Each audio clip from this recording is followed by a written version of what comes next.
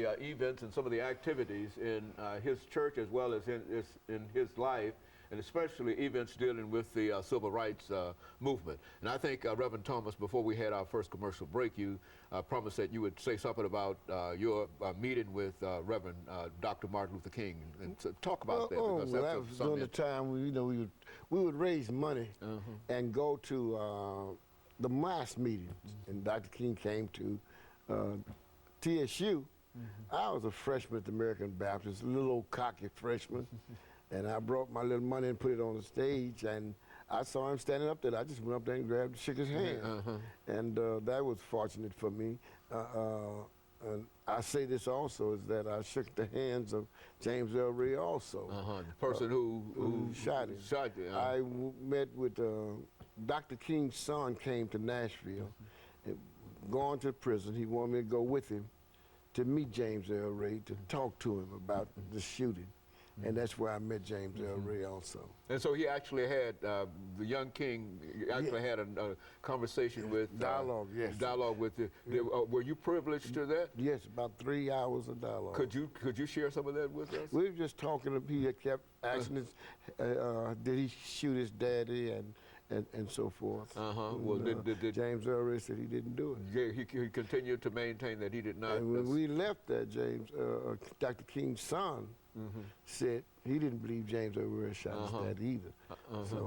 So he was convinced enough after meeting with James Earl Ray in the state prison here in the state of Tennessee, that that after that meeting that James Earl Ray really did not shoot his father. And I think a lot of it had to do with some of the civil rights workers like James Bevel. They said they didn't think he had done it. So King's son had all of that kind of information.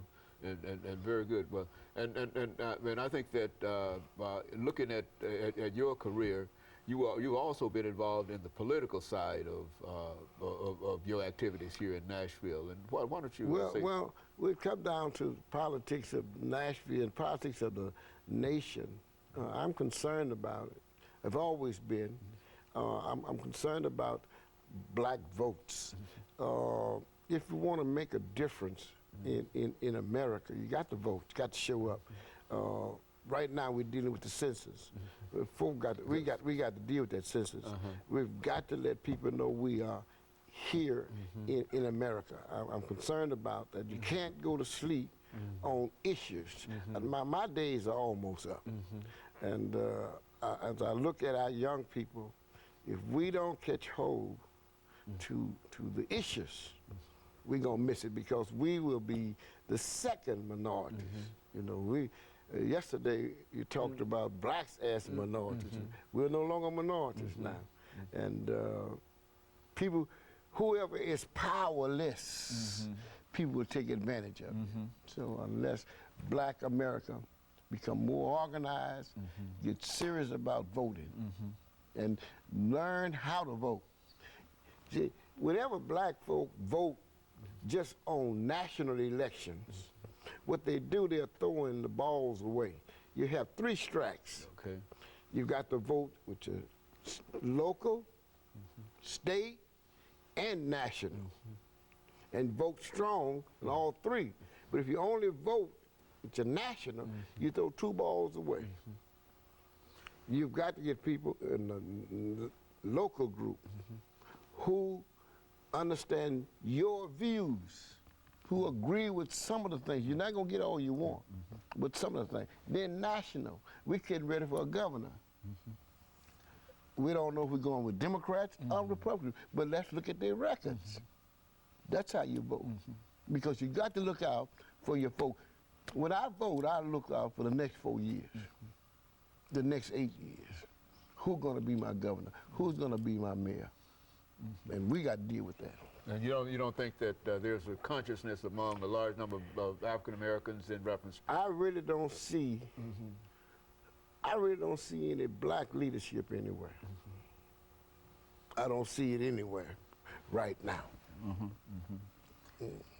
I see a lot of contented people, but strong black leadership, I don't see it. And now, what do you think would be the solution to this absence? Because I've heard it said myself, Reverend Thomas, that that all of us, there might not be any recognizable black leaders, but all of us in a real sense are leaders. But now I agree with you. There has to be some individual or some organization that propels itself to attract individuals. We've got to find a voice where 80% to 90% will follow. We have right now the core at the White House, President Barack Obama. We're his core folk. He can depend upon blacks. But however, every Democrat has depended on blacks.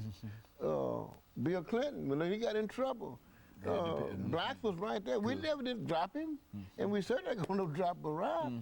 You know, but we also need to know is that Barack need our support. Need to be visible. You talk about a tea party group, let's get a sugar party. Good. You know, a honey party. Because to let this community know that this president is not out there by himself. And you don't think that there's enough activity here in Nashville to indicate that, as a matter of fact, there was an unfortunate incident that occurred quite recently in reference to members of the president's family, that very little was said in reference to that. No, we had some folks. No, we was ready for that. Well, I did, okay. Yeah, because we knew the next day somebody gonna get fired. You think, thank God for the leadership of the black councils. Okay, very good, okay. The black church. Okay. There are folk that attacked that. And we were prepared to get to the right place.